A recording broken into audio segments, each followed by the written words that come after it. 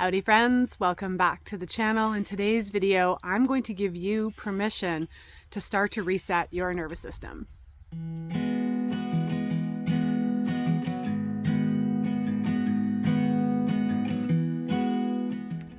It's so nice having spring weather.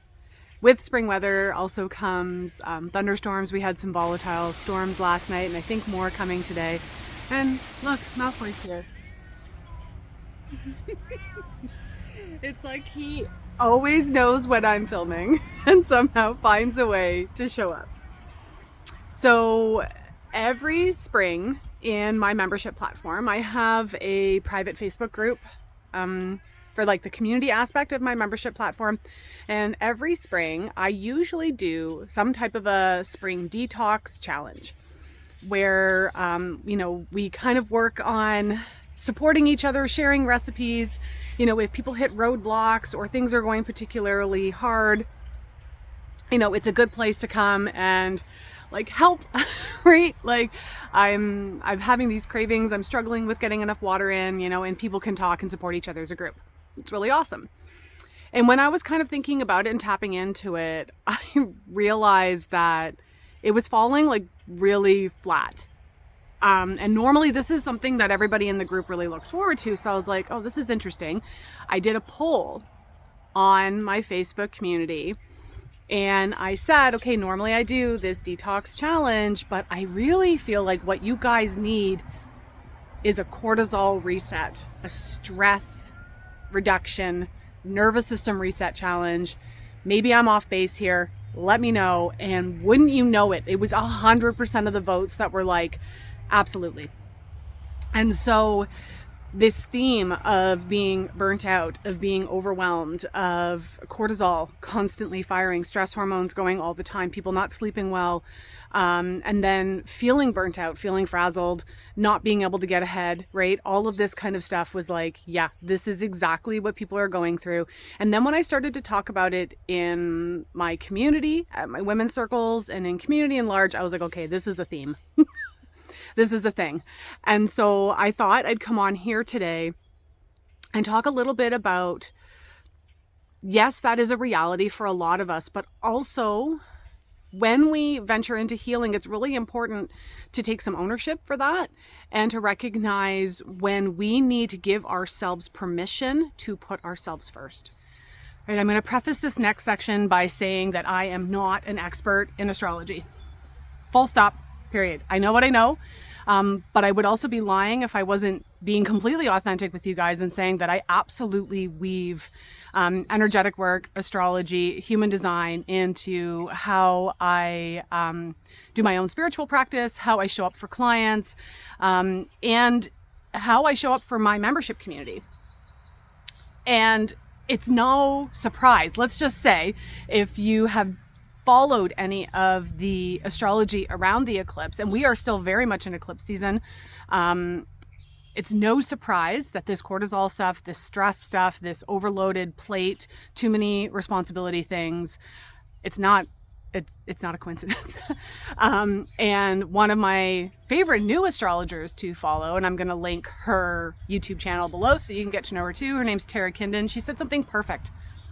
And I actually repeated it at Women's Circle Monday night because I did an Eclipse Women's Circle, and it was check yourself before you wreck yourself. And if we're going to be really, really blunt here on this healing journey, you have to listen to your intuition and you have to listen to your body. And so if your plan is to if you're still watching this, then chances are I've already said something that resonates with you and your nervous system is probably a little bit fried. You probably feel overwhelmed. You're maybe not sleeping well and you don't know what to do. Well, if your plan is to keep doing what you're doing, then you're going to wreck yourself, my friend. And I say that with a lot of love and compassion because I get it. I run a business. I homeschool. I have a lot of obligations. I'm doing a lot of speaking events this April. So I know what it's like to have a really full plate and not know what to give up or how to shuffle all of that. My cat just wants to be on camera, I think. He is all over me. So now we're coming to the shocking admission part of this video and how I'm going to, I hope, drop just a little bit of permission for you to take a really hard look at your life right now and take something off your plate, even if it seems like you can't. Because, and I don't want to sound ominous and doom and gloom, and if this doesn't resonate, then stop watching the video, right? Like, I'll talk a lot about herbs again in a future video, but this one is important because I do talk about healing as well. If you don't want to take anything off your plate, then okay, you might burn out. And if you burn out by the end of May, then hopefully you've got some tools that'll help support you. But you need to take something off your plate. I needed to take something off my plate. And when I tapped into what my community needed and I started asking them, it turns out they're all in the same position as well. And so for me, what's the number one question I'm getting right now? Have you started your seeds? Guess what? I haven't, and I'm not going to.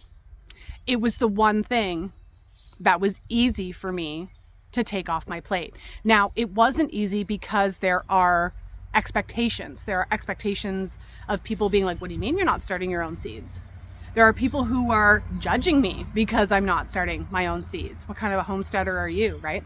Malfoy, you're actually hurting me, kiddo. Okay, so you got to stop clawing at me. And when we make decisions like this, inevitably we may let someone down.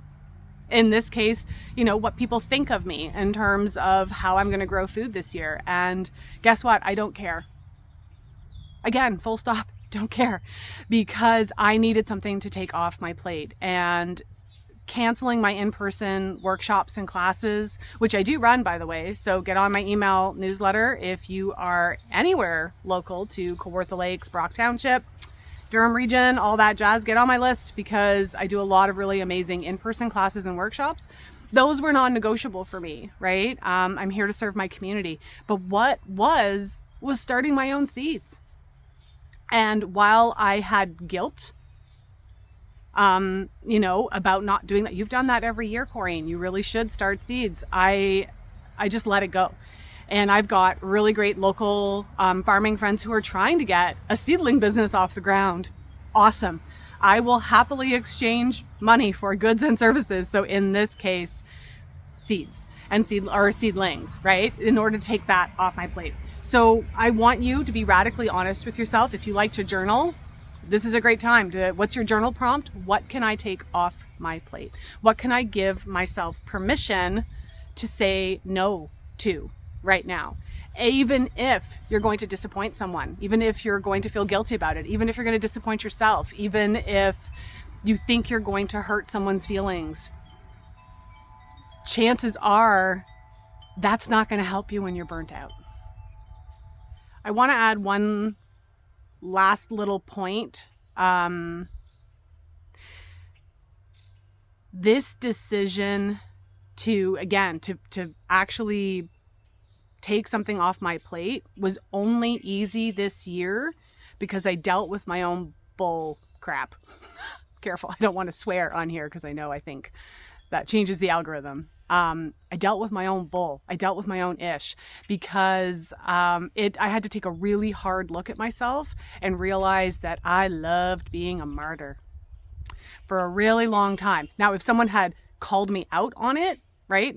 Shone a mirror right in my face and been like, hey, look at this behavior you're doing, I would have been offended. I would have denied it. And I would have just delved right into the whole woe is me, how hard is my life crap, right? Hey, martyr. And so I would have started seeds just so I could feel sorry for myself with how much work I had. And then I would walk straight into burning myself out. I would wreck myself before I checked myself. So there is some reflection work that had to happen here. I had to be really radically honest about that pattern that I found myself in, being like, hey, did I just want people to feel sorry for me? Why was I doing this? Was this learned behavior from someone in my family? So healing, you've all come here to learn about plants and herbs. You've probably come here to learn about homesteading and self-sufficiency. You want to talk self-sufficiency? Start learning about who you are. Start learning about the ways that you sabotage your own healing and your health and your growth. Start learning about the ways that you make your life harder, right? Admit it. Do a little bit of inner work. That's probably going to have to happen before you will find ease and grace and peace with letting something go and taking something off your plate. So what's my tip and trick? If you've already done that inner work and you're like, dude, I'm ready, let's take something off my plate, start writing down all the things and pick the one that feels lightest to take off, right? If you're like a pro-con list person, rock and roll, do that too. If what I'm saying is like, easier said than done, you have no idea what my life is like, okay? If that's the story that's running through your head right now, you may have to rewind, go back a few steps, and ask yourself some really hard self-reflection questions. And again, if this doesn't resonate with you and you hate my guts right now, that's okay. That's okay. I'm willing to be that person for you because someone had to be that person for me. Someone had to be that mirror to be like, oh, well, that's a fun story you keep telling yourself. And I just decided I wasn't going to believe it anymore. So am I starting seeds this year? No. Am I going to support a great little local farm and buy all my seedlings from them? Absolutely. Am I still going to direct sow? Yes. Beets, carrots, peas, beans, all those things, I can just stick them in the ground and let nature water them for me, right? I can start kale and chard and do all of that too. But not a single seed is being started inside that house. And man, does it feel really good to say that. I had to walk away because my cat put a hole right in my leggings. I love him, but he's high maintenance in terms of when he wants affection. Like, there he is. Probably mad at me. Anywho, I rambled for a while. If you watched this all the way to the end, thank you. If the idea of having a supportive community of people who come together to learn about plants, and do I talk about this stuff in my membership platform? Yes. Do I also teach you how to formulate safely and effectively to support the immune system, the digestive system, the respiratory system, the nervous system, this month, the lymphatic system? I do that too. So you get a lot of really awesome, more in-depth herbal knowledge in Weavers as well. So there's going to be information below if you want to join that. This is Weavers has been around for 2 years now. So a little more than 2 years. So you're getting 2 years of material, 2 years of like a really amazing library that I've been building up over time. This is a great time to join because you can start to look through all the herbs we've covered, all that jazz. Anyway, if you want to learn more, check out Weavers of Plant Wisdom below. If you've got any thoughts or comments about this, of course, I would love to hear them. And don't worry, I will be back with more herbal-based videos. My plan this year actually is to do a lot of plant identification videos, so that way you guys can feel really empowered in your knowledge and know what you're looking at when you're staring at your lawn and being like, what's that thing that's growing there? I'm going to help you learn. So until next time, this is Corinne from Spiraea Herbs, wishing you health, wellness, peace, and the ability to give yourself permission to say no.